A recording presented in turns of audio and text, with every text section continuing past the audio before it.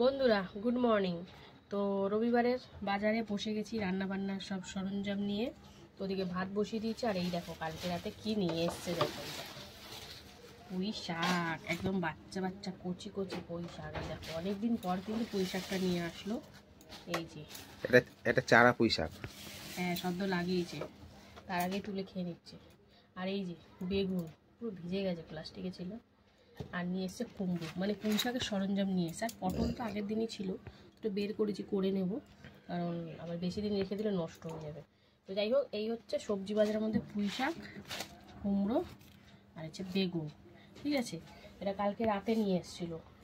আর এখন গিয়ে মাছের বাজার দিয়ে মাছ নিয়ে এসে, তো চলো ঢালি কী মাছ দেখা যায়। এই দেখো বন্ধুরা, অনেক দিন পর আবার কিন্তু ঘরে নিয়ে এসছে কি বলো তো, রুই মাছ। এই দেখো লেজাটা আমার মন পছন্দ হচ্ছে না কদিন ধরে, ছোটো ছোটো লেজা, এই খেয়ে কোনো মজা নেই। ও বাবা, আমার মাথা নিচ্ছে কেন এতগুলো? কিছু মাথা কোথায় দিতে পারো ভাবো? পুঁই শাকে দেবো? হ্যাঁ।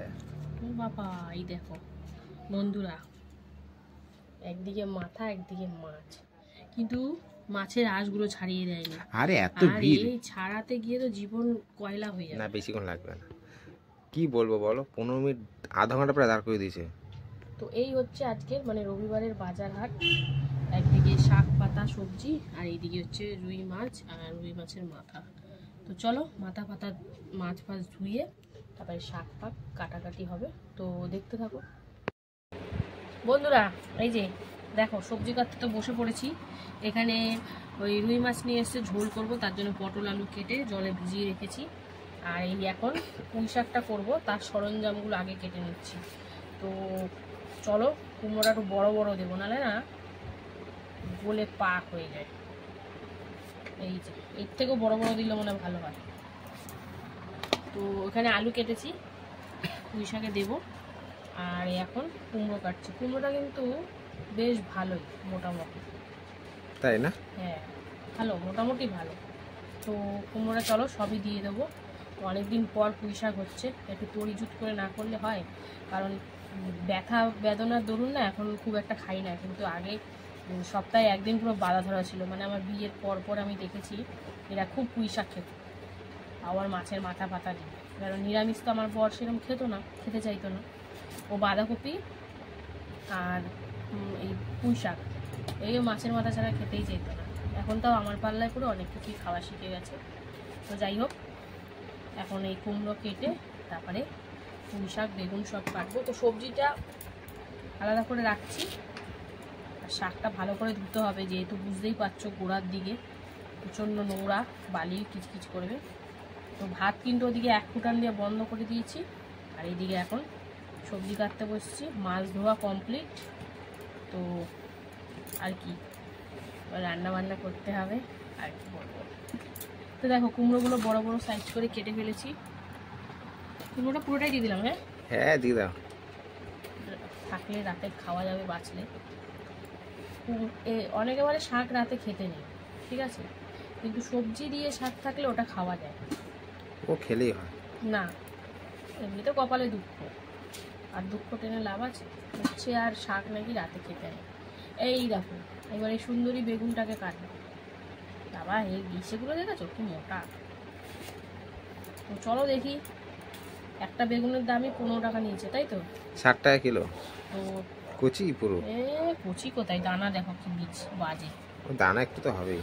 ইস, তো বড় বড় করে কেটে দিচ্ছি। তো চলো বেগুনটা কেটে নিই, তারপরে শাক পাতা কাটবো টুকটুক করে।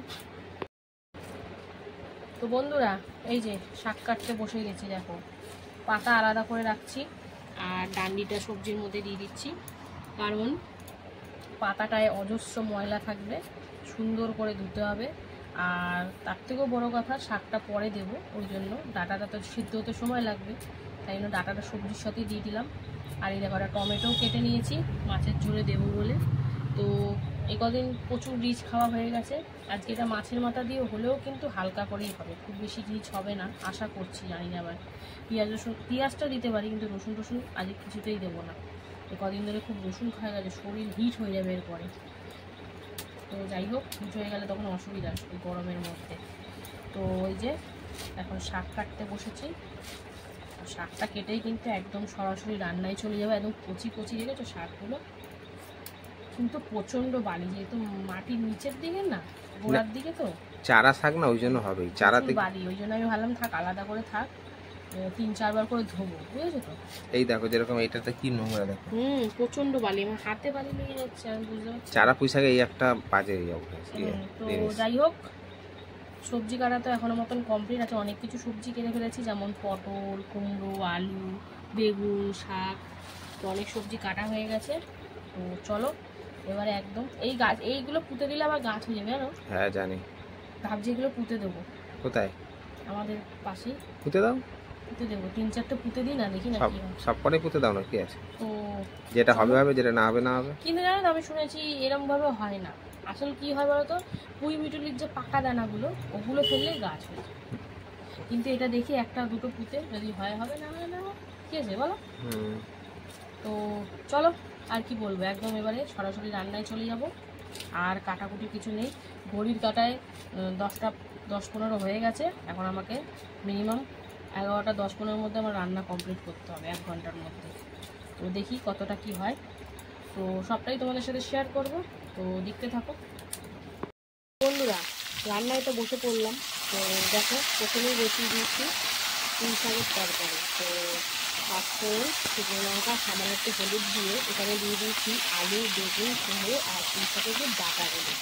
তো চলো এখন সুন্দর করে ভাজাভাজি করে নেব। তো আর ভালো করে ভাজা, শাকটা না পরে দেবো, এখন দেবো না। তো ভালো করে জল থেকে কিন্তু দিয়েছি। তো চলো এটা ভাজাভাজি হোক হালকা করে, বেশি মশলাপাতি কিছুই দেবো না, নর্মালি করবো। আর মাছের মাথা করবো, বুঝতেই পারছো। তো এদিকে এটা হচ্ছে, আর এদিকে মাছ ভাজবো, তার জন্য কড়াইতে তেল দিয়ে দিচ্ছি।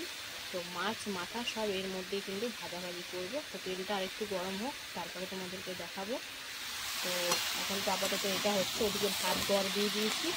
তো দেখতে পাবে, সঙ্গে থাকে বন্ধুরা। দেখো, ফোড়ন দিয়ে তারপরে একটু পেঁয়াজ দেবো ভাবলাম, তো যেহেতু আমি এরকম পাঁচমিশালি সবজিতে পেঁয়াজ দিই না, ভুলে গেছি দিতে। তো কী করবো, এখন দিলাম, যেহেতু মাছের মাথা দেবো, তো পেঁয়াজ না দিলে হয়, রসুন দেবো না। তো ওই যে এখন দিয়ে দিলাম পেঁয়াজ, সাথে ধনিয়া গুঁড়ো, জিরের গুঁড়ো, কাঁচা লঙ্কা, হলুদ, লবণ সব দিয়ে সুন্দর করে এটাকে মিশিয়ে নেব। তো শাক পাতায় আমি সচরাচর কিন্তু পেঁয়াজ, মানে যেটা শুধু ভাজা হয় সেটা ফোড়ন দিই, কিন্তু ওই লাউ শাক বলো, কুমড়ো শাক বলো, নিরামিষ পুঁই শাক, সেগুলোতে কিন্তু দিই না, ওই জন্য দিতে ভুলে গেছি। তো যাই হোক, এখন দিয়ে ভালো করে রান্না হতে হয়ে যাবে মোটামুটি, আমি পাতলা করে কেটেছি। তো চলো এখন সুন্দর করে এটা মিশিয়ে নিই। তারপরে কিন্তু আবার শাকটাও দিতে হবে, আমি জলও কিন্তু দিই না। শাকটা দেওয়ার পর যা জল ছাড়বে, তারপরে ঢেকে রান্না করব। তো চলো সুন্দর করে মিশিয়ে নিচ্ছি।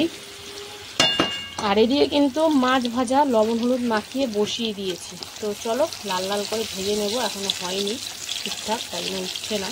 তো চলো এটা ভাজা হোক, তারপরে আসছি বন্ধুরা। এই দেখো, উল্টে পাল্টে কিন্তু লাল করে ভেজে নিচ্ছি। তো চলো ভাজা হোক, আর এরকমভাবে যে কটা আছে ভেজে নেব, তারপরে মাছের মাথাও ভাজতে হবে। তো চলো, এদিকে মাছ ভাজা তো হচ্ছেই, আর এদিকে দিয়ে দিলাম এই যে পুঁই শাকের পাতাগুলো। তো দিয়ে এখন একটু হালকা মজুক, তারপরে নাড়াচাড়ি করব, তাহলে পড়ে যাবে সব। তো চলো হোক একটু, তারপরে দেখাবো বন্ধুরা। দেখো, সেকেন্ড ব্যাপারে মাছ ভাজতে বসিয়ে দিয়েছি, এদিকে একটা মাথাও দিয়ে দিয়েছি, আলু ভাজা আর 2 পিস। আর এদিকে দেখো শাকটা দেখি কতটা কি মজলো। একটু ভালো করে নাড়াচাড়ি করে নেবো, আর একদম লো ফ্লেমে ঢাকা দিয়ে এবার কিন্তু রান্না করতে হবে, যাতে সব সুন্দর করে সেদ্ধ হয়ে যায়। আর ভাপে কারণ একটু তো জল বেরাবে, আর ভাপ দিয়ে যা রান্না হবে, এই দেখো একটু সামান্য জল বেরিয়েছে। তো চলো সুন্দর করে মিশিয়ে দিলাম, এখন সব কিছু সুন্দর করে সেদ্ধ হয়ে গেলে তারপরে তোমাদের সাথে শেয়ার করব কেমন হলো না হলো। তো দেখতে থাকো বন্ধুরা। এই যে মাছের মাথা ভাজা হচ্ছে এখন, ওইদিকে পুঁই শাক হচ্ছে, এই যে ঢাকা দিয়ে করছি সেদ্ধ করার জন্য। আর ওইদিকে কিন্তু মাছের মাথাটা ভাজা হলেই তারপর পুঁই শাকে দিয়ে দেবো। তো চলো মাছের মাথাটা এপিট ওপিট করে লাল করে কড়া করে ভেজে নেবো। তো সঙ্গে থাকো বন্ধুরা। মাছ ভাজা তো কমপ্লিট, এবারে তেলের মধ্যে পটল আর হলুদ দিয়ে এখন পটলটাকে ভেজে নেবো। তো পটলটা মাছের ঝোলে দেবো, ওই জন্য ভেজে তারপরে মাছের ঝোলটা বসাবো। তো চলো এখন পটলটা একটু ভেজে নিই হালকা লাল করে, তারপরে আবার তরকারিটা করব, দেখাবো তোমাদের। আর এই দিকে দেখো আলু বেগুন কুমড়ো একদম সুন্দর করে সিদ্ধ হয়ে গেছে, দেখতে পাচ্ছ। তো চলো এবারে কি দেবো বলো তো, দেবো একটু চিনি। চিনি তো দিতেই লাগবে পাঁচমিশালি তরকারি। আর এই যে ভেজে রাখা মাছের মাথা, চিংড়ি মাছের মাথা একদম কড়া করে ভেজেছি। তো চলো এখন সুন্দর করে সব কিছুর সাথে মিশিয়ে দেবো। মাছের মাথা দিয়ে পুঁই শাক খেতে কিন্তু দারুণ লাগে বন্ধুরা। তো চলো এখন মিশিয়ে দিয়ে এখন 4-5 মিনিট মতন একটু রান্না করে নেবো, তারপরে হয়ে যাবে।